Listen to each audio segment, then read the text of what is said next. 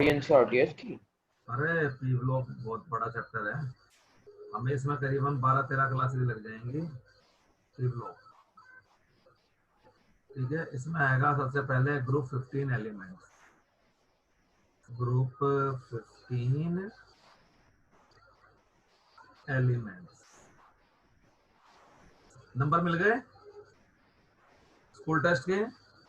नहीं नहीं अभी नहीं मिले, अरे तुम माधव के आ डेट जाएंगे, एक दो दिन में आ जाएंगे। अरे तू उसके यार डेट का नंबर भेज दे, युवराज के डेट का एक बार।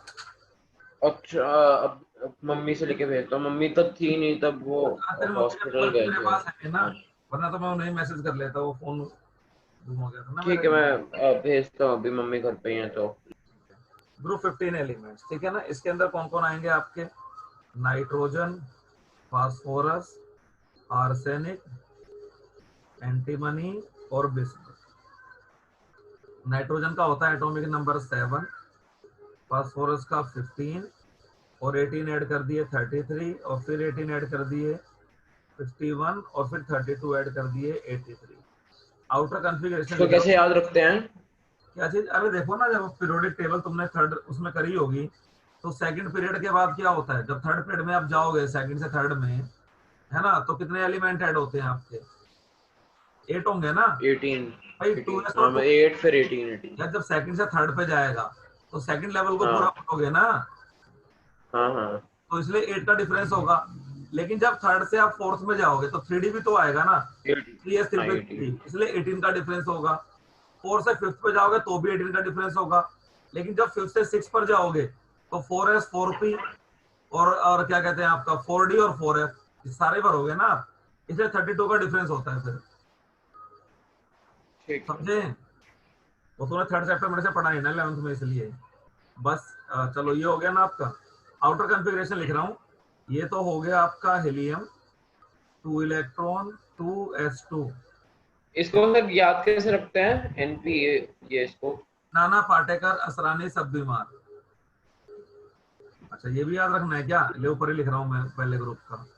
नाना, एन से नाइट्रोजन हो जाएगा आपका, पाटेकर, नाना पाटेकर, एक्टर एक्टर है ये। असरानी, हाँ पता है। असरानी, सब बीमार। तो इसमें एसबी से बनाओगे और बीमार से बिस्मुथ बनाओगे, ठीक है ना, ऐसे याद रखते हैं इसको। ये असरानी क्या है? असरानी भी एक एक्टर है। मैं अच्छा ठीक है। तो बताऊं, अरे वो शोले फिल्म में जो पुलिस इंस्पेक्टर नहीं बना होता, जेलर, अगर देखी हो तो शोले मूवी, तो उसमें जेलर वो अब भी कई फिल्मों में आता है। अब नई फिल्मों का मेरे को ध्यान नहीं, कैरेक्टर कैसे याद कराऊं तेरे को उसका मैं, ठीक है ठीक है ठीक है सब। है ना। चलो, और फास्फोरस हो गया आपका, थर्ड पीरियड का एलिमेंट है, तो यहाँ नियोन लिख दो आप। नियोन 10 और 3s2 और 3p3। चलिए, इसके बाद आ गया आपका आर्सेनिक। यहाँ पर लिख दो आप आर्गन 18, और यहाँ पर आ जाएगा आपका 3d10। अब मैं रेडियस वाइज लिख रहा हूँ, ठीक है ना, वो के अकॉर्डिंग नहीं लिख रहा मैं।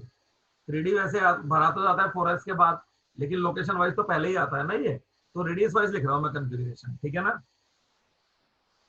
और यहाँ पर आ जाएगा आपका क्रिप्टोन। क्रिप्टोन का मतलब 36, और ये हो जाएगा 4d10, ये हो जाएगा 5s2, ये हो जाएगा 5p3, और फिर आएगा आपका बिस्मथ।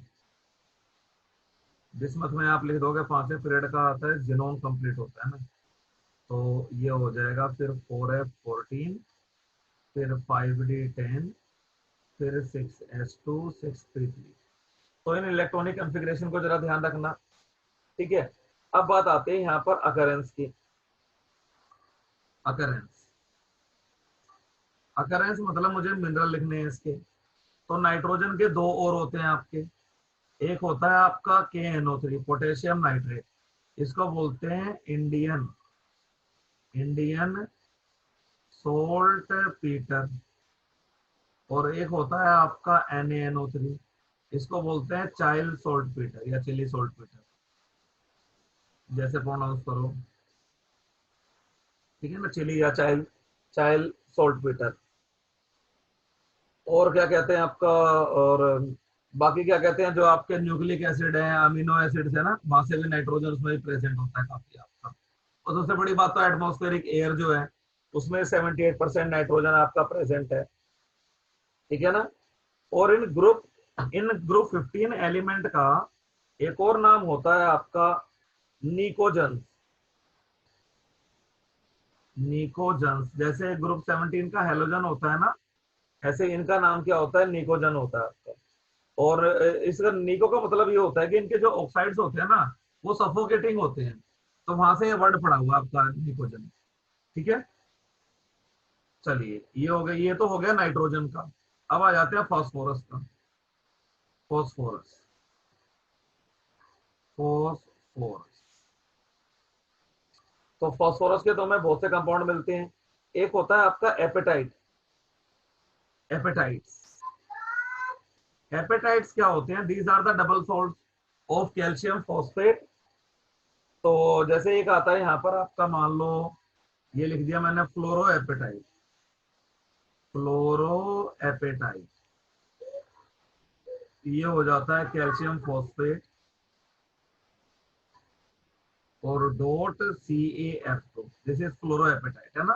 तो पहला कंपाउंड तो सेम होता है, ये दूसरा जो कैल्शियम का सॉल्ट होता है ना, तो फ्लोरीन है तो फ्लोरो एपेटाइट बोल दिया, OH ग्रुप है तो हाइड्रोक्सी एपेटाइट बोल दिया। जैसे मैं लिख दूं यहाँ पर एक और, हाइड्रोक्सी एपेटाइट, हाइड्रोक्सी एपेटाइट, ये हो गया आपका 3Ca3PO4 ट्वाइस डॉट CaOH2।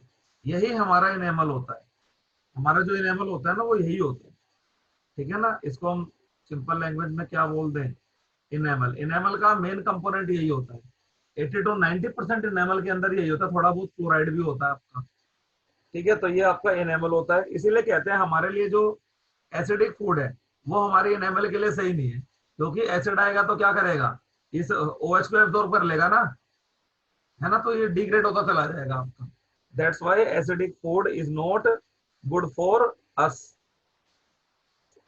चलिए इसके बाद और ये हो गया। इसके बाद जो 3 एलिमेंट्स हैं आपके, है ना, फास्फोरस इज ऑल्सो एडिनोइन ट्राइसफॉस्फेट, ये जो ATP होता है हमारे बॉडी के अंदर, है ना, और मैं लिख दूं यहाँ पर phosphorus, phosphorus is also an important, is also an important constituent, also an important constituent of ATP adenine triphosphate, है ना। और क्या होता है आपका ADP, एडिनोसाइन डाइफॉस्फेट, है ना, ATP एंड ADP, है ना। ये हमारे क्या करते हैं भाई, जो हमारी सेल्स होती है उसके अंदर एनर्जी ये क्या करते हैं, प्रोड्यूस होती है इनसे। इतना ही मैंने बायो में थोड़ा बहुत जितना पढ़ा था वो इतना ही था। इसके बाद है जी। आपके arsenic, antimony and bismuth, occur in nature, occur in nature in form of their sulphides, sulphides की फॉर्म में वो मिलते हैं, ठीक है। अब आ जाते हैं यहाँ पर कैरेक्टरिस्टिक्स पे। तो पहले मैं लिख दूं यहाँ पर general, general electronic, general electronic configuration, तो वो तो होती ही है आपकी NH2NP3। पहले आ जाते हैं यहाँ पर फिजिकल प्रॉपर्टीज पे, फिर आगे चलेंगे हम फिजिकल प्रॉपर्टीज। इससे पहले मैं 2-3 इफेक्ट आपको बता दूं।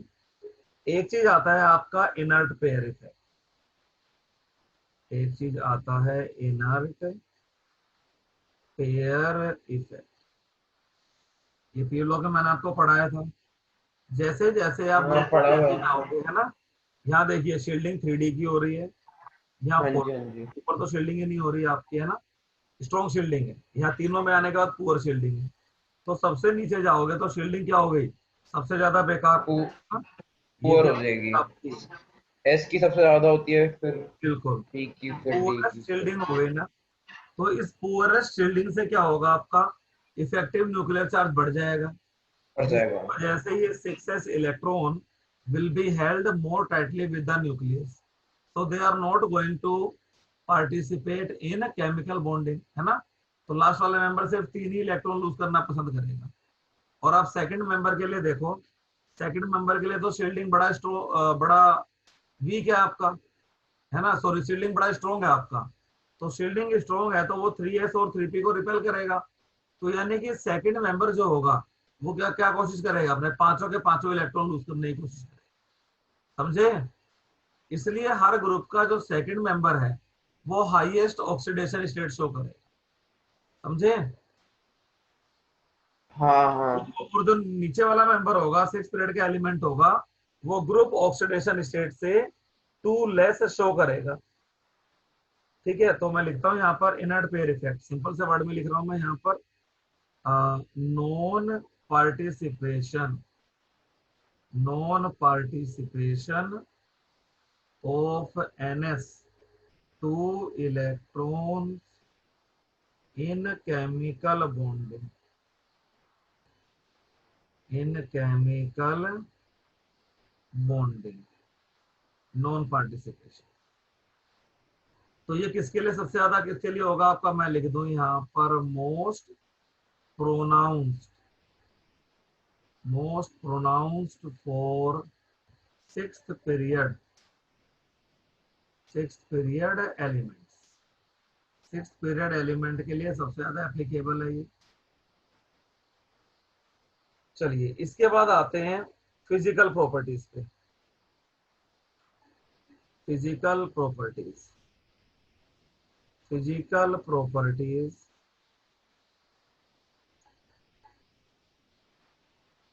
एलोट्रोपी, नाइट्रोजन का तो एलोट्रोप होता नहीं, बस नीचे वाले सारे एलोट्रोपी शो करते हैं, ठीक है ना, एक्सेप्ट नाइट्रोजन,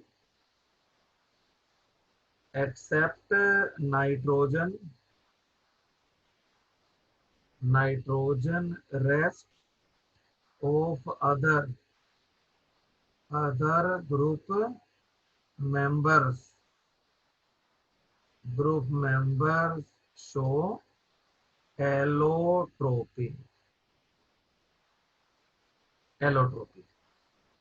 तो पहला पॉइंट तो आपका एलोट्रोपी का ही आ गया, एलोट्रोपी। फास्फोरस में red phosphorus, black phosphorus, yellow phosphorus आएंगे, उनको हम आगे पढ़ेंगे इसके अंदर। ऐसे ही आर्सेनिक के भी एलोट्रोप होते हैं आपके। और इसके बाद आएगा मेल्टिंग और बॉइलिंग पॉइंट। अब जरा ध्यान से देखो, मेल्टिंग और बॉइलिंग पॉइंट किस पर डिपेंड करते हैं, inter particle forces of attraction पर, है ना। और दूसरी चीज मैं लिख दूं यहाँ पर एटोमिसिटी, एटोमिसिटी, है ना।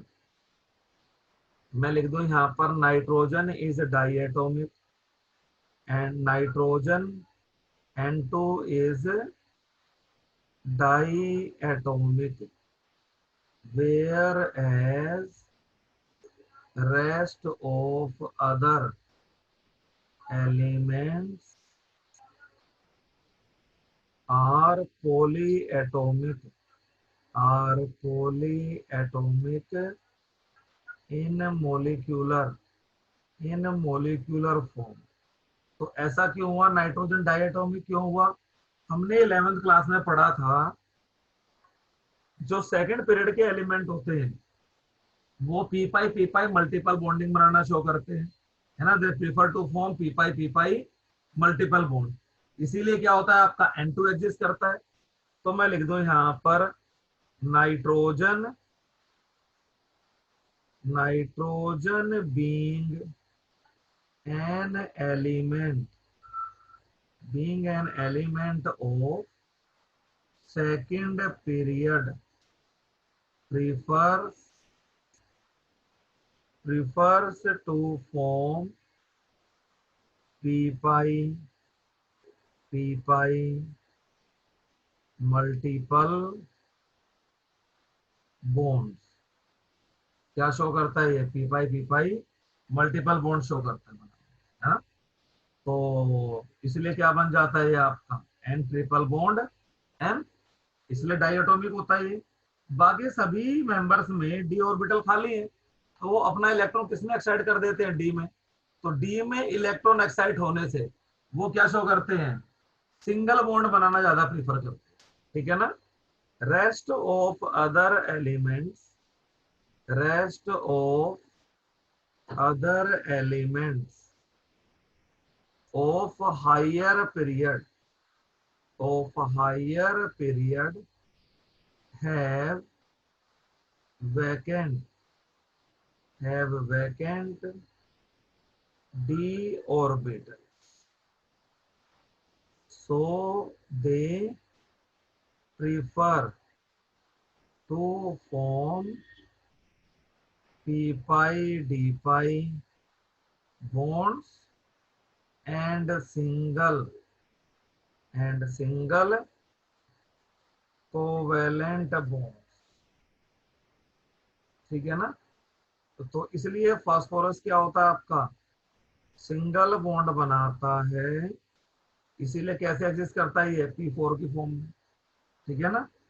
ये आपका ये पिरामिडल शेप, आपकी ये लोन पेयर है, ये पिरामिडल शेप, ठीक है ना, ये सिंगल बॉन्ड साइज बड़ा होने की वजह से, ठीक है। तो अब बात आ रही थी यहाँ पर, जो नाइट्रोजन है वो तो एक गैस है, मैं लिख दूं नाइट्रोजन इज ए गैस। तो हमारी जो फिजिकल स्टेट है वो किस पे डिपेंड करती है, inter particle forces of attraction पर। तो मैं बात करूं N2 भी नॉन पोलर है, P4 भी नॉन पोलर है, आर्सेनिक भी नॉन पोलर है ना। तो जैसे जैसे मॉलिक्यूल का साइज बढ़ेगा वैसे वैसे द एक्सटेंट ऑफ, है ना, van der Waals forces keep on increasing, इसलिए मेल्टिंग और बॉइलिंग पॉइंट क्या होता है आपका, बढ़ता है। समझ रहे हो इस बात को,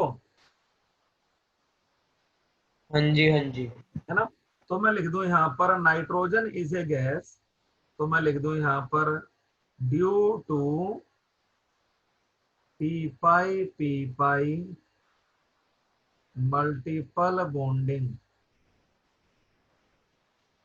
nitrogen exists as diatomic molecule। मैं लिख दूं यहाँ पर N2 molecules are held together, N2 molecules are held together by poor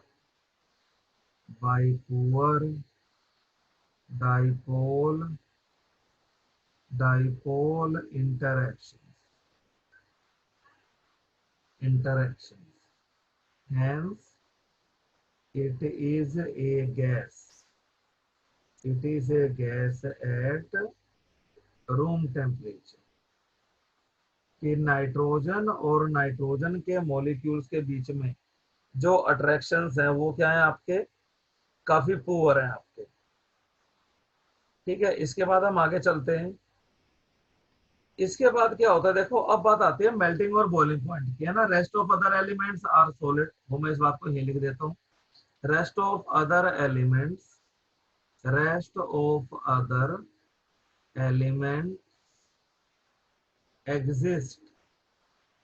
exist in polyatomic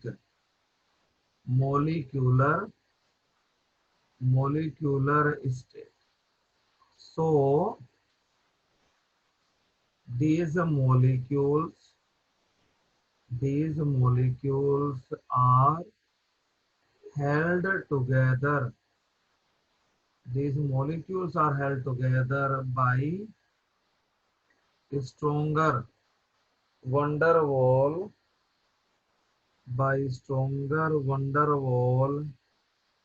forces of attraction, ठीक है ना, by stronger van der Waal forces of attraction, hence they exist as solids। अब जरा ध्यान दो, melting और boiling point किस पे डिपेंड करता है, इंटर पार्टिकल बॉन्डिंग पे, है ना। मेल्टिंग और बॉइलिंग पॉइंट आपका किस पे डिपेंड करता है, इंटर पार्टिकल बॉन्डिंग पे। तो मेरे जो नीचे वाले दो एलिमेंट्स हैं, है ना, उसमें जरा ध्यान से देखो, यहां से देखो आप, यहां से देखो, थोड़ा सा जो इनर्ट पेयर इफेक्ट है वो स्ट्रॉन्ग होना शुरू हो जा रहा है आपका, देख रहे हो इन दोनों में, यहाँ पर और यहाँ पर। तो जैसे ये एलिमेंट अपने 5 इलेक्ट्रॉन लूज कर रहा था, 5 ये भी शेयर करेगा, लेकिन इन दोनों की टेंडेंसी, ये तो 3 ही शेयर करेगा अगल बगल में। जरा ध्यान दो, आर्सेनिक अगल बगल में अपने 5 इलेक्ट्रॉन बॉन्डिंग के लिए शेयर कर देगा आपस में, एंटीमनी नहीं करेगा ना। जैसे जैसे नीचे जाएंगे इफेक्टिव न्यूक्लियर चार्ज बढ़ रहा है पुअर शील्डिंग होने की वजह से, तो ये अगल बगल में 4 ही बॉन्ड बनाना पसंद करेगा। बिस्मथ कितने बॉन्ड बनाना पसंद करेगा? 3। देखो जरा यहीं पर मैं बनाता हूँ, फिर इसको इरेज कर दूंगा मैं। जैसे ये आर्सेनिक लिखा, ये अगल बगल से बॉन्डिंग करेगा 5 इलेक्ट्रॉन से अपनी, देखिए ऐसे, समझ रहे हो इस बात को? जी। ये देखो ऐसे। अच्छा, अब मैं आ जाऊं इसके बाद एंटीमनी पर। एंटीमनी में थोड़ा सा इनर्ट पेयर इफेक्ट बढ़ गया, तो ये 5 से थोड़ा कमी करेगा, 4 ही बॉन्ड बनाएगा अगल बगल में, है ना। तो देखो यहाँ अगल बगल में 5 बॉन्ड बना के चल रहा है, ये कितने बॉन्ड बना रहा है? 4 बॉन्ड बना रहा है। लेकिन अगर मैं बात कर दूं बिस्मथ की, तो बिस्मथ बगल वाले बिस्मथ से सिर्फ कितने बॉन्ड बना के चलेगा भाई? 3 ही बॉन्ड बनाएगा ना, क्योंकि यहाँ पर इनर्ट पेयर इफेक्ट क्या लगा है? सबसे ज्यादा लगा है ना। तो इंटर पार्टिकल अट्रैक्शन कहाँ वीक हो जाएंगे इसमें ना, समझ रहे हो बात आप? एक बिस्मथ 3 ही बिस्मथ से बॉन्ड जी। बना रहा है, और एक एंटीमनी 4 से बनाएगा, आर्सेनिक 5 से बनाएगा। तो आर्सेनिक का मेल्टिंग और बॉइलिंग पॉइंट क्या होगा? इन दोनों से ज्यादा, समझ रहे हो? हाँ जी, हाँ जी। इंटर पार्टिकल अट्रैक्शन, ठीक है ना। तो वही मैं लिखने जा रहा हूँ यहाँ पर। तो मेल्टिंग और बॉइलिंग पॉइंट किस पर डिपेंड करते हैं? Strength of inter particle attraction पर। तो जैसे जैसे हम नीचे जाएंगे, मतलब 5वें पीरियड के बाद, तो इंटर पार्टिकल अट्रैक्शन क्या होते जाएंगे आपके? कम होते जाएंगे। इसलिए मेल्टिंग और बॉइलिंग पॉइंट भी डिक्रीज करेगा। Melting and boiling point,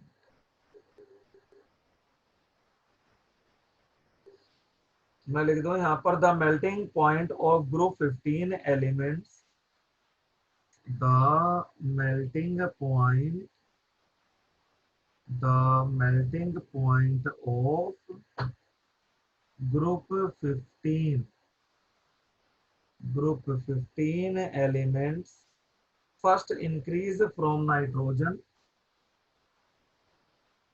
first increase from nitrogen to arsenic, nitrogen to arsenic, and then decreases to antimony and bismuth, and then decreases to antimony, antimony and bismuth। Reason इसका यही है, ठीक है ना। मैं लिख दूं यहाँ पर, down the group melting and boiling point increases due to increase in the extent of van der Waals forces of attraction, है ना। तो मैं लिख दूं यहाँ पर, down the group, down the group as the size of molecule, the interparticle, as the size of molecule, as the size of molecule increases, increases the extent of, the extent of interparticle van der Waal forces, van der Waal forces of attraction, van der Waal forces of attraction increases, ठीक है ना। So melting and boiling point increase. लेकिन इससे नीचे क्या हुआ आपका? अब मैं लिख दूं यहां पर the unexpected decrease, the unexpected the unexpected decrease in melting point of antimony, in melting point of antimony and bismuth is because of their is because of their tendency to form three bonds, है ना, instead of five bonds। नहीं, किस वजह से? Due to inert pair effect, है ना, due to inert pair effect, है ना। इस वजह से अट्रैक्शन क्या हो जाते हैं आपके, कम हो जाते हैं, ठीक है ना।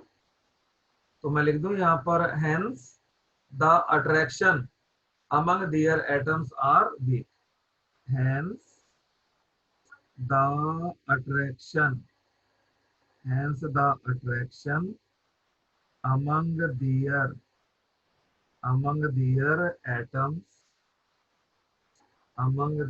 atoms are weak, इसलिए उनके एटम्स के बीच के जो अट्रैक्शन है वो क्या है आपके, वीक है, ठीक है ना। चलिए, तो सबसे कम हुआ मेरा नाइट्रोजन का, उसके बाद ज्यादा हो गया मेरा किसका, फास्फोरस का, उसके बाद ज्यादा हो गया मेरा आर्सेनिक का, उससे कम हो गया मेरा एंटीमनी का, और उससे कम हो गया मेरा बिस्मथ का, ठीक है ना, उससे कम हो गया आपका बिस्मथ का, ठीक है। हाँ, थोड़ा सा कम तो होगा बिस्मथ का भी,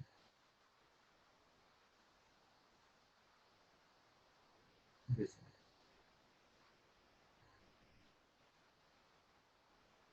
ये चीजें हैं आपका, मेल्टिंग बॉइलिंग पॉइंट इन दोनों के लिए कम हो गए ना,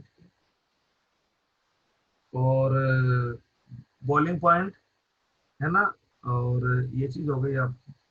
चलिए, इसके बाद आता है आपका एटॉमिक प्रॉपर्टीज में, अब आ गया आपका, हाँ एक चीज और, वो कैटिनेशन भी आता है आपका, कैटिनेशन, है ना, इंटर पार्टिकल बॉन्डिंग। तो कैटिनेशन की जो प्रॉपर्टी होगी वो टॉप मेंबर में कम क्यों होगी आपकी, हाँ ये बड़ा अच्छा है, कैटिनेशन। बताओ तुम्हें क्या लगता है, कैटिनेशन सबसे ज्यादा कौन शो करेगा, किसको शो करना चाहिए catenation?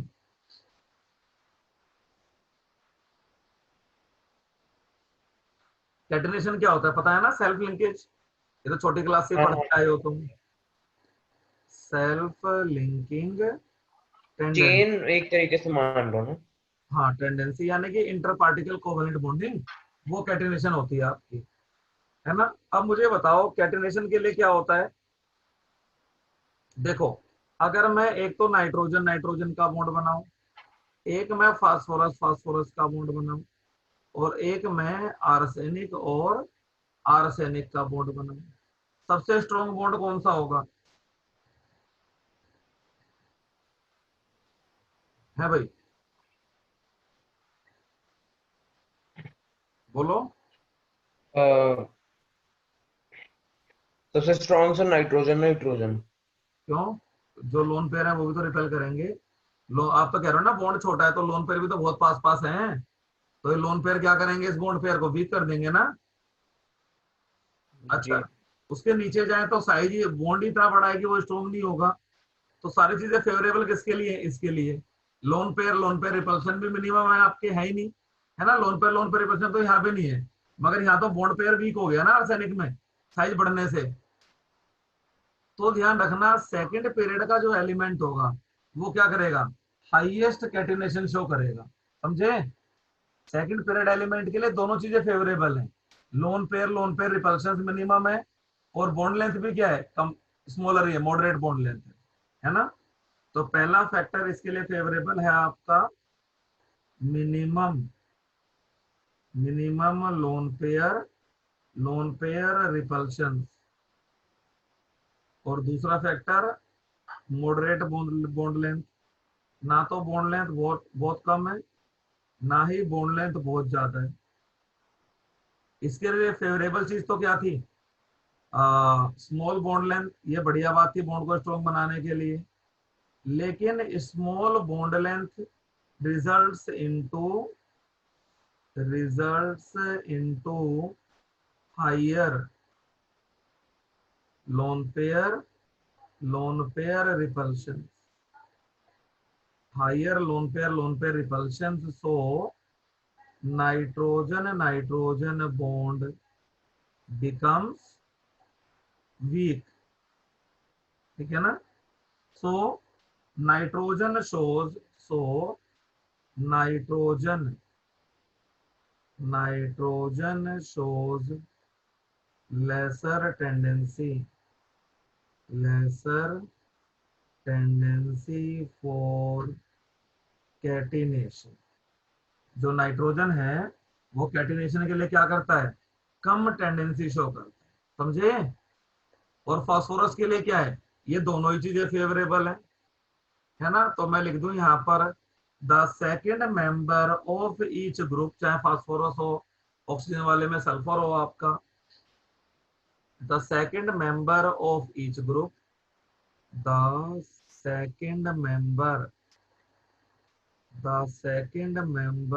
of each group shows highest tendency for catenation. The second member of each group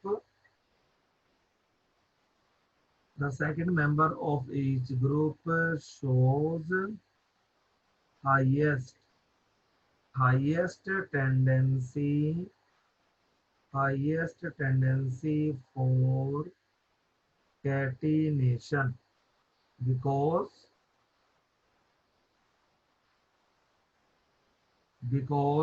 it has negligible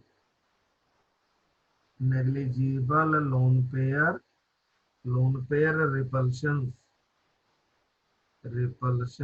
and moderate interparticle bond length, ठीक है भाई। इसीलिए देखिए जब नाइट्रोजन कैटिनेशन करता है तो नाइट्रोजन मैक्सिमम कितने जुड़ता है आपका 3 से, ठीक है ना। नाइट्रोजन जो है आपका मैक्सिमम कितने से जुड़ता है, 3 से या 2 से, ठीक है ना। जैसे ये तो हाइड्राजोइक एसिड होता है, इट इज हाइड्राजोइक एसिड, ये इसका डेरिवेटिव है HN3, this is hydrazoic acid. तो H प्लस और N3 माइनस, तो मैं इसका स्ट्रक्चर बना रहा हूं, ठीक है ना। अब इसको क्या बोलते हैं हम, एजाइड आयन। तो किसी भी नाइट्रोजन को नेगेटिव चार्ज दे दो, चलिए इस नाइट्रोजन को मान लो मैंने नेगेटिव चार्ज दे दिया, तो नेगेटिव चार्ज देने का मतलब क्या हुआ भाई, इसके पास 6 इलेक्ट्रॉन हो गए, है ना। 6 इलेक्ट्रॉन हो गए इसके पास, देखो 1 2 3 नेगेटिव चार्ज वाला हो गया, और 4 5 6 ये हो गया, है ना। तो एक यहां से इसने शेयर कर लिया, तो कितने हो गए इसके पास 7, है ना। और 2 यहाँ से शेयर करेगा ये, देखो 8 पूरे हो गए, 6 तो थे, 2 शेयर कर लिए, 8 हो गए आपके, 1 2 3 4 5 6। तो ये नेगेटिव चार्ज का मतलब क्या है, एक एक्स्ट्रा इलेक्ट्रॉन आ गया यहाँ, ठीक है। इसी नेगेटिव चार्ज को, चलो मैं यहाँ से दिखाता हूँ, ये जो नेगेटिव चार्ज मैंने शो किया है ना, यही वो इलेक्ट्रॉन है जो शेयर हो रहा है इधर से, ठीक है। अच्छा, अब इस नाइट्रोजन का ऑक्टेट कंप्लीट, इस नाइट्रोजन को देखिए जरा ध्यान से, 2 तो ये थे इसके, 2 मैंने ऊपर लिख दिए, ये रहे इसके इलेक्ट्रॉन अपने, ठीक है ना। बीच वाले नाइट्रोजन को इस कलर से दिखाता हूँ मैं, तो पता लगेगा ना किसका कौन सा इलेक्ट्रॉन है, ये देखो। और यहाँ नाइट्रोजन के 5 थे, 2 यहाँ से शेयर हुए 7, और एक यहाँ से शेयर हुआ 8। इस नाइट्रोजन के मैं इससे दिखा देता हूँ, ठीक है। तो अब ये हो गया आपका यहाँ से। अब इस नाइट्रोजन का देखिए जरा बात ध्यान से, इस नाइट्रोजन का तो ऑक्टेट कंप्लीट हुआ नहीं, ये देखो इस नाइट्रोजन के 5 थे, अब 6 हो गए। इसको तो अपना ऑक्टेट कंप्लीट करना है ना। इस नाइट्रोजन को अपना ऑक्टेट कंप्लीट करना है, तो यहाँ से क्या हुआ, ये लाल वाला जो लोन पेयर है वो इधर आ गया। तो जरा इस लाल वाले लोन पेयर को मैं यहाँ से हटाऊंगा और इस डेटिव बॉन्ड को जरा मैं किससे दिखाऊंगा, रेड से दिखाऊंगा। ठीक है ना, ये देखिए यहाँ से ये डेटिव बॉन्ड रेड से, और ये नाइट्रोजन का अपना इलेक्ट्रॉन तो था ही, और यहाँ देखो तो जो बात आई, ये स्ट्रक्चर हुआ आपका एजाइड आयन का। ठीक है, तो इस एजाइड, इस नाइट्रोजन पर नेगेटिव चार्ज किस वजह से, क्योंकि यहाँ से लोन पेयर डोनेट हुआ है इसलिए प्लस चार्ज, और इस पर नेगेटिव चार्ज कौन सा है, क्योंकि ये पहले H से लगा हुआ था, तो वो इसका स्ट्रक्चर था। तो अगर मैं इसका स्ट्रक्चर बनाऊं हाइड्रोजोइक एसिड का, तो ये कैसे बन जाएगा आपका, ये बन जाएगा HN और N और डबल बॉन्ड N। तो अगर तीनों नाइट्रोजन को मैं अलग अलग कलर से दिखा दूं, ये ग्रीन हो गया ना आपका, तो इसके इलेक्ट्रॉन मैं ग्रीन से दिखाऊं, 1 2 3 4, ये 5 हो गए इसके, और यहाँ से शेयर। तो इस नाइट्रोजन ने तो अपने 3 शेयर कर लिए, ऑक्टेट कंप्लीट हो गया भाई, बहुत बढ़िया बात है। इस नाइट्रोजन को मैं रेड से दिखाता हूँ, यहाँ पर 2 इलेक्ट्रॉन ये है और एक यहाँ से शेयर किया, और ये डेटिव बॉन्ड इसने इसको दिया। ठीक है ना, तो इसका लोन पेयर इसके अंदर ही आ गया आपका इलेक्ट्रॉन पेयर, और इस नाइट्रोजन को भी यहाँ ग्रीन से ही दिखा देते, ब्लू से दिखा, तो शायद इससे ज्यादा क्लियर होगा किसके इलेक्ट्रॉन कौन से किधर। तो इस नाइट्रोजन का एक तो यहाँ शेयर हो गया बेटा, ये देखो अब शायद स्ट्रक्चर तुम्हें क्लियर हो बिल्कुल। इस नाइट्रोजन पर प्लस चार्ज और इस नाइट्रोजन पर माइनस, क्योंकि इसने क्या किया है, लोन पेयर को एक्सेप्ट किया है ना, समझ गए। हाँ जी। ठीक है ना, जबकि फास्फोरस क्या है, ज्यादा सेल्फ लिंकेज शो कर रहा है, तो वो देखिए 3 3 से अटैच हो रहा है ना। फिर ये जो रेड फास्फोरस होता है ये पॉलीएटॉमिक भी होता है, तो ये देखिए आगे ऐसे लिंक करता चला जाता है, तो ये ज्यादा कैटनेशन की टेंडेंसी शो करता है। तो ध्यान रखना, हर ग्रुप का second member higher tendency show करेगा टुवर्ड्स कैटिनेशन। ठीक है, और उसके नीचे फिर कैटिनेशन शो करने की टेंडेंसी कम होती जाएगी। क्यों, क्योंकि बॉन्ड लेंथ के बढ़ने से बॉन्ड क्या होता जाता है आपका, वीक होता जाता है। ठीक है ना, और बाकी मैंने वो लिख ही दिया था, एलोट्रोपी है ना।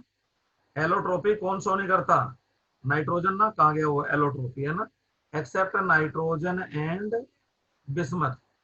तो बाकी इनके एलोट्रोप्स आएंगे, जैसे फास्फोरस के रेड ब्लैक येलो होते हैं आपके, है ना, आर्सेनिक के ग्रे और येलो होते हैं आपके, और एंटीमनी का भी ग्रे और वो ऐसे ही होता है। अब आ जाओ इसके बाद एटॉमिक प्रॉपर्टीज पर। एटॉमिक प्रॉपर्टीज, ये तो फिजिकल प्रॉपर्टीज थी, एटॉमिक प्रॉपर्टीज। तो एटॉमिक प्रॉपर्टी में वही एटॉमिक एंड आयनिक रेडियाई। ठीक है ना, तो जैसे जैसे हम डाउन द ग्रुप जाएंगे ऑब्वियसली एटॉमिक साइज क्या होगा आपका, बढ़ेगा, क्योंकि नई शेल ऐड होते जा रही है आपकी। तो मैं लिख दूं यहाँ पर down the group, down the group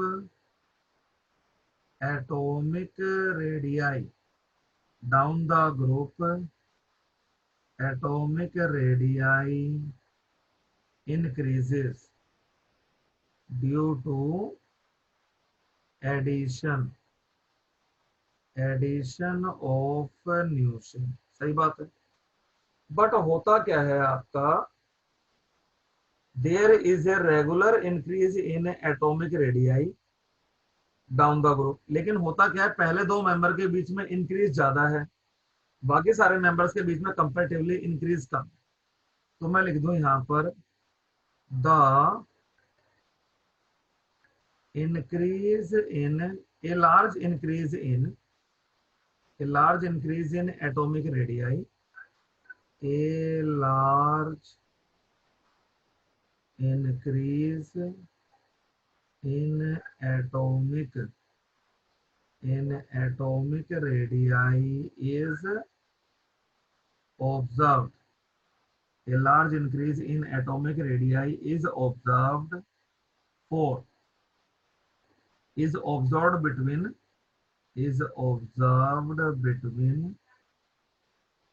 nitrogen and phosphorus. Between nitrogen and phosphorus.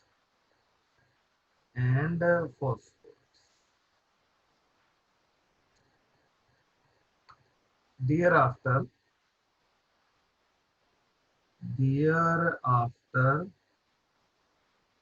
the increase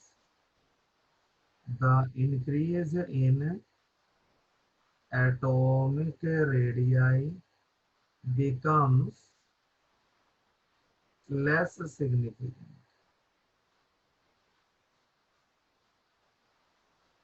ठीक है, तो सबसे ज्यादा नाइट्रोजन और फास्फोरस में डिफरेंस आएगा। फास्फोरस आर्सेनिक में कंपैरेटिवली कम, आर्सेनिक एंटीमनी में थोड़ा सा बढ़ेगा आपका, और एंटीमनी बिस्मथ तो बिल्कुल बढ़ेगी, बढ़ तो रही है लेकिन इंक्रीज क्या होता जा रहा है आपका, कम होता जा रहा है। ठीक है ना, इधर मैं एटॉमिक नंबर डाल दूं और इधर मैं क्या डाल दूं, एटॉमिक रेडियस डाल दूं। ठीक है ना, चलिए ग्राफ में मैं ऐसे लिख देता हूं यहाँ पर। इधर क्या हो गया आपका एटॉमिक साइज, है ना, और इधर क्या हो गया आपका एटॉमिक नंबर। तो ऐसा क्यों हुआ? अब इसके लिए हमें बिल्कुल शुरू में जाना पड़ेगा। नाइट्रोजन में अगर मैं देखूं तो देखिए फास्फोरस, नाइट्रोजन से हम गए फास्फोरस की तरफ, नई शेल ऐड हो रही है, पहला फैक्टर तो ये हो गया, साइज बढ़ेगा। दूसरा फैक्टर देखिए 3s और 3p को शील्ड कौन कर रहे हैं, 2s और 2p, तो शील्डिंग भी तो स्ट्रॉन्ग है ना। तो दोनों फैक्टर क्या करते हैं, एक दूसरे को रिइंफोर्स करते हैं। भाई नई शेल भी ऐड हो रही है जिससे साइज बढ़ रहा है, और शील्डिंग भी स्ट्रॉन्ग है, शील्डिंग भी स्ट्रॉन्ग होगी तो क्या होगा आपका साइज बढ़ेगा ही बढ़ेगा आपका, है ना। इस वजह से इफेक्टिव न्यूक्लियर चार्ज काफी कम होता है, इसलिए large increase in atomic radius होता है। लेकिन जैसे जैसे मैं नीचे जाऊंगा शील्डिंग क्या होती गई, खराब होती गई। शील्डिंग खराब होने से क्या होगा, इफेक्टिव न्यूक्लियर चार्ज बढ़ेगा। तो इफेक्टिव न्यूक्लियर चार्ज जो बढ़ रहा है वो तो वैलेंस इलेक्ट्रॉन को अपनी तरफ खींचेगा, यानी कि जो इंक्रीज इफेक्टिव न्यूक्लियर चार्ज है it will tend to decrease the size of atom, है ना। तो यानी कि नई शेल जो है वो तो साइज बढ़ाना चाह रही है, और बढ़ता हुआ जो न्यूक्लियर चार्ज है वो साइज कम करना चाह रहा है। तो नई शेल के ऐड होने के इफेक्ट को इंक्रीज इफेक्टिव न्यूक्लियर चार्ज थोड़ा सा क्या कर देगा, कम कर देगा। तो सबसे लास्ट केस में आ जाए हम बिस्मथ में, तो बिस्मथ के अंदर क्या है, शील्डिंग बहुत ज्यादा पुअर है, इस वजह से इफेक्टिव न्यूक्लियर चार्ज बहुत ज्यादा है। So it almost counter balances the effect of addition of new shell. That's why atomic radii remains almost comparable। समझ में आया? फिर मैं लिखूंगा इस बात को।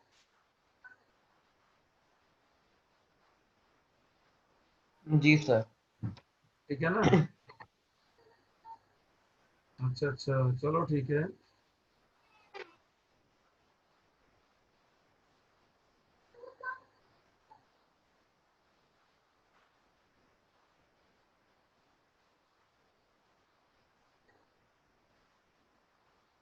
चलो ठीक है, चलिए आगे चलते हैं इससे जरा।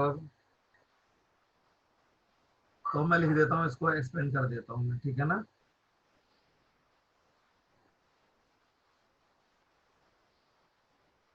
अरे आ जाना भाई नीचे, नहीं आ रहा नीचे, अच्छा उल्टा चलने लग गया।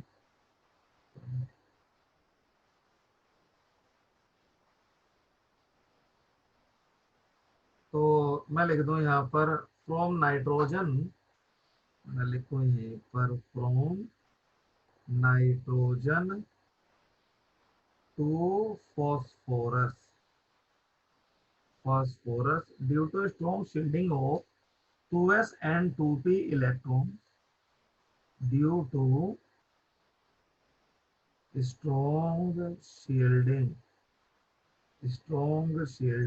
of 2s and 2p electrons, the effective nuclear charge decrease, है ना। Effective so both the factors so both the factors uh, tend to increase atomic radius, tend to increase atomic radius, ठीक है ना? hence a large increase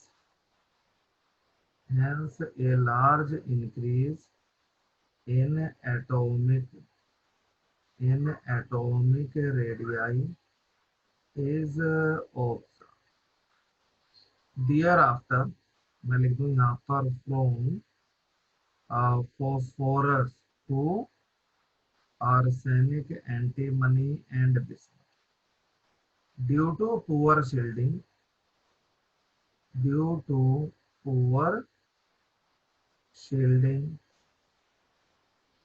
of, यहाँ 3D की हो रही है, यहाँ 4D की हो रही है, ठीक है ना? और अगले में किसकी हो रही है? 5D and 4F electrons respectively. The effective nuclear charge increases due to poor shielding of 3D, 4D and 5F, 4F electrons respectively. The effective nuclear charge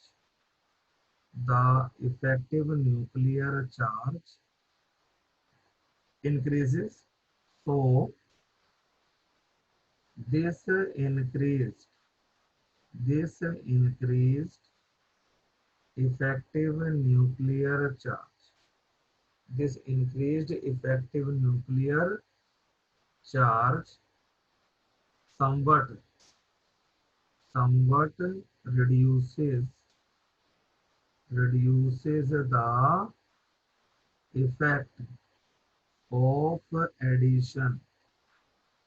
effect of addition of new shell, ठीक है ना? So lesser increase in atomic radii is observed. Lesser increase in atomic radii is observed, ठीक है? चलिए, ठीक है, अब आगे चलते हैं इससे। ये हो गया आपका एटॉमिक साइज। इसके बाद आता है आयोनाइजेशन एनर्जी, है ना? तो आयोनाइजेशन एनर्जी भी क्या होगी? डाउन द ग्रुप डिक्रीज ही होती चली जाएगी आपकी, है ना? क्योंकि साइज क्या हो रहा है आपका? बढ़ रहा है, ठीक है? तो it decreases regularly down the group. तो मैं लिख दूं, वैसे ही लिख दूं, इसमें तो कुछ एक्सप्लेन करने की जरूरत ही नहीं है। आयोनाइजेशन एनर्जी, ठीक है ना? it decreases regularly down the group। ये डाउन द ग्रुप क्या होता है? रेगुलरली डिक्रीज कर जाता है, ठीक है ना? It decreases regularly down the group. और इसके बाद एक आ गया, हाँ, इलेक्ट्रोनेगेटिविटी। बताओ जरा, इलेक्ट्रोनेगेटिविटी का क्या पैटर्न रहेगा? ये भी डाउन द ग्रुप डिक्रीज ही करती है ना, इलेक्ट्रोनेगेटिविटी, है ना? लेकिन लास्ट के दो मेंबर के लिए देखो, शील्डिंग पुअर होने से क्या हो रहा है? इफेक्टिव न्यूक्लियर चार्ज इंक्रीज हो रहा है ना, यानी कि इलेक्ट्रॉन को खींचने की टेंडेंसी क्या हो रही है? ज्यादा हो रही है ना। तो उन दो के लिए लास्ट में इलेक्ट्रोनेगेटिविटी बढ़ जाएगी आपकी, मतलब डिक्रीज तो होगी लेकिन बहुत ज्यादा डिक्रीज नहीं होगी आपकी, ठीक है ना? और मैं लिख दूं यहाँ पर it decreases regularly down the group, ठीक है ना? लेकिन लास्ट वाले के लिए क्या हो जाती है? बराबर हो जाती है। ये क्यों? क्योंकि जो आपका एंटी बिस्मथ है उसमें इफेक्टिव न्यूक्लियर चार्ज सबसे ज्यादा है, तो उसकी टेंडेंसी कंपैरेटिवली अपना इलेक्ट्रॉन लूज करने की क्या होती है? थोड़ी सी कम होती है आपकी। तो देखो, सबसे ज्यादा तो नाइट्रोजन इलेक्ट्रोनेगेटिव हो गया, बढ़िया बात है। इससे कम, काफी कम कौन हो गया आपका? फास्फोरस हो गया। फास्फोरस से कम कौन हो गया आपका? आर्सेनिक। आर्सेनिक से कम, थोड़ा ही कम, ठीक है ना, एंटीमनी। और एंटीमनी और बिस्मथ क्या हो जाते हैं आपके बराबर, समझे? क्योंकि बिस्मथ में क्या होता है, जो इफेक्टिव न्यूक्लियर चार्ज है वो काफी बढ़ गया है आपका, है ना, तो वो इसको इलेक्ट्रोपॉजिटिव कम से कम नहीं होने देता। वो जी। इफेक्टिव न्यूक्लियर चार्ज बढ़ेगा तो वैलेंस चैन इलेक्ट्रॉन पर न्यूक्लियस का अट्रैक्शन बढ़ता है, तो इलेक्ट्रॉन लूज करने की टेंडेंसी कंपेटिवली क्या होती है? कम, है ना। इसलिए एंटीमनी और बिस्मथ की इलेक्ट्रोनेगेटिविटी क्या है? सेम है। ये नाइट्रोजन है, फास्फोरस, आर्सेनिक, एंटीमनी, बिस्मथ, ठीक है। डेंसिटी तो डाउन द बाय सॉलिड ही है सबके सब, तो डेंसिटी तो बढ़ेगी। वैसे बिस्मथ क्या, एक मेटल है ना। हाँ, एक मेटेलिक कैरेक्टर भी लिख लो भाई इसमें, ध्यान आ गया मेरे को इससे रिलेटेड। तो ये हो गया मेटेलिक कैरेक्टर। तो ये डाउन द ग्रुप इंक्रीज होता है, पता ही है आपको। तो nitrogen and phosphorus are non metal, और arsenic and antimony are metalloids, are metalloids. और बिस्मथ क्या है भाई? मेटल है। तो मेटेलिक कैरेक्टर क्या हो रहा है? डाउन द ग्रुप हमारा बढ़ रहा है इसके अंदर। चलिए, इसके बाद आ गया आपका कैटेनेशन हो गया। इसके बाद आता है केमिकल प्रॉपर्टीज। हाँ, अब मुझे बताओ, ग्रुप 15 जो एलिमेंट्स हैं, इनकी आयोनाइजेशन एनर्जी ग्रुप 16 एलिमेंट से ज्यादा होगी या कम होगी? बोलो। समझ नहीं आया क्वेश्चन। मैं आपसे कहता हूं भाई, ग्रुप नाइट्रोजन की आयोनाइजेशन एनर्जी कंपेयर करो ऑक्सीजन से और कार्बन से, बताओ क्या ऑर्डर रहेगा इन तीनों में? कार्बन ग्रुप 14 का है, नाइट्रोजन ग्रुप 15 का है, और ऑक्सीजन ग्रुप 16 का है। तो बताओ क्या ऑर्डर रहेगा इसमें आयोनाइजेशन एनर्जी का?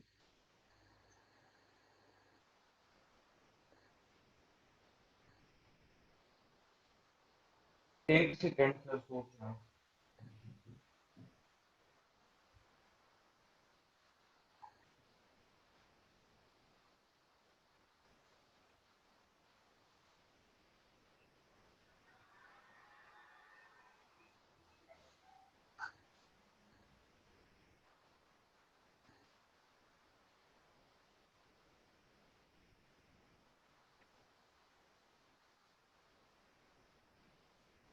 सर फ्लो सर एक सेकंड।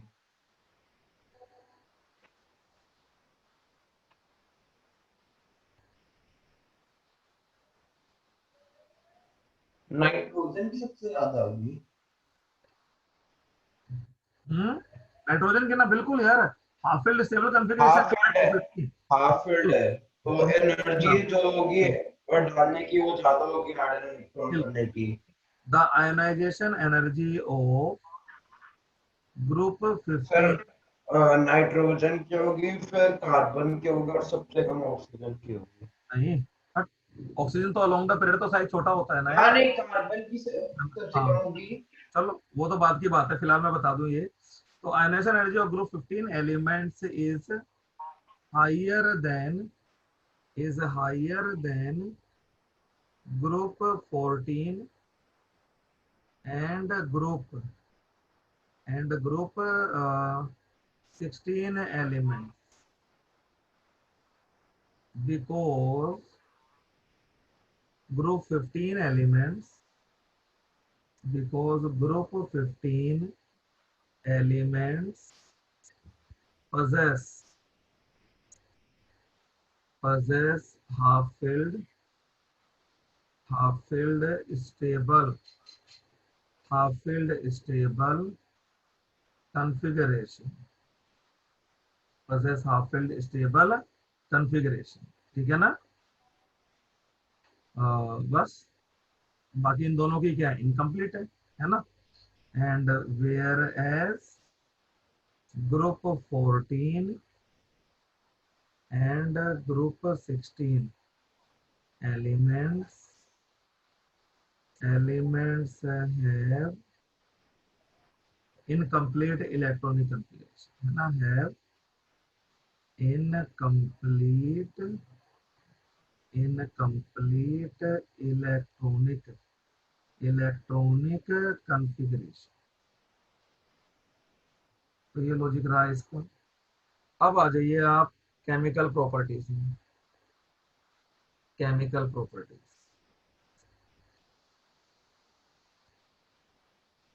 Chemical properties.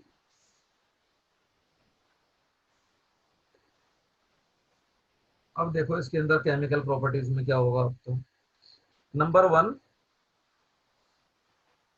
जो नाइट्रोजन है वो पूरी रेंज शो करेगा ऑक्सीडेशन स्टेट की, है ना। तो पहली बात मैं लिख दूं यहाँ पर, nitrogen shows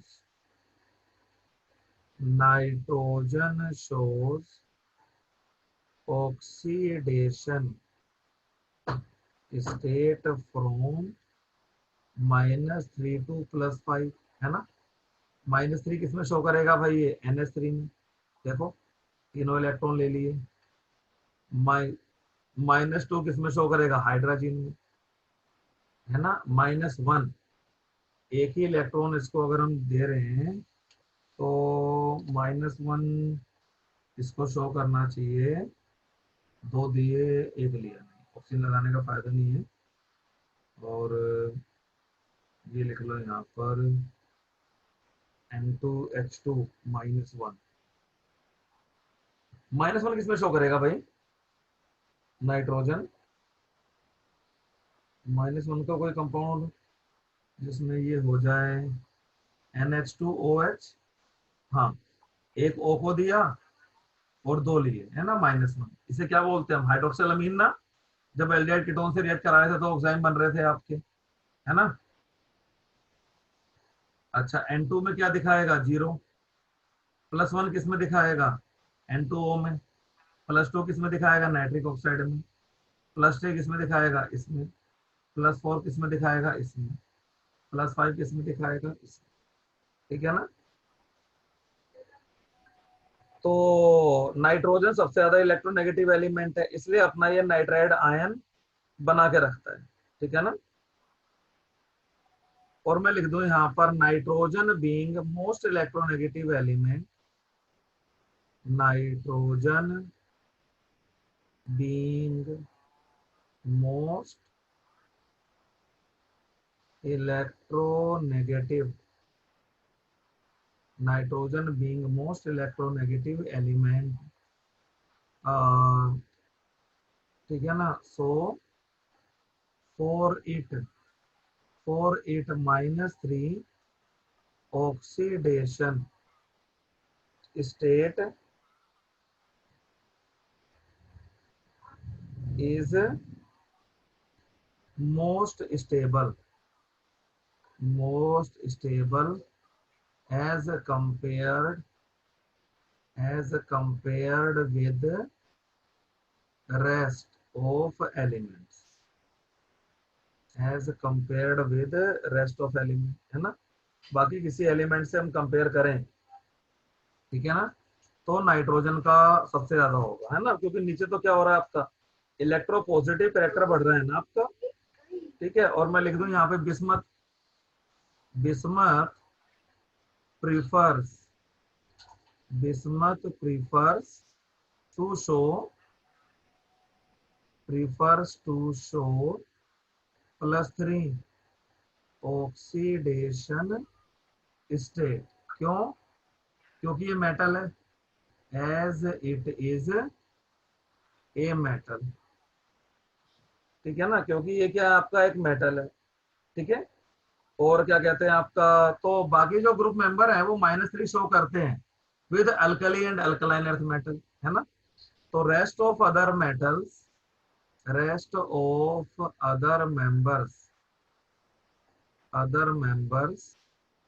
show -3 oxidation state, in binary compounds, in binary, binary मतलब दो ही एलिमेंट के compound, in binary compounds, binary compounds with alkali and alkaline metals, alkali and alkaline earth metals। ठीक है भाई।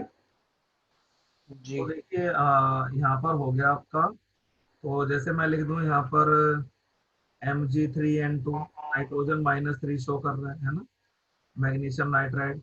ऐसे ही मैं लिख दूं Ca3P2, फास्फोरस भी -3 शो कर रहा है आपको। ऐसे ही मैं लिख दूं यहाँ पर Mg3AS2, ये भी -3 शो कर रहा है, मैग्नीशियम आर्सेनाइड। ऐसे ही मैं लिख दूं Mg3Sb2, ऐसे ही मैं लिख दूं Ca3Bi। बाकी और किसी मेटल के साथ ना तो ये रिएक्ट करने वाला है बिस्मथ, ये +3 ही शो करेगा। ठीक है, तो बाकी चीजें नेक्स्ट क्लास में डिस्कस करते हैं। अब बताओ कल की क्लास में, कल किस टाइम क्लास रखोगे अपने तुम?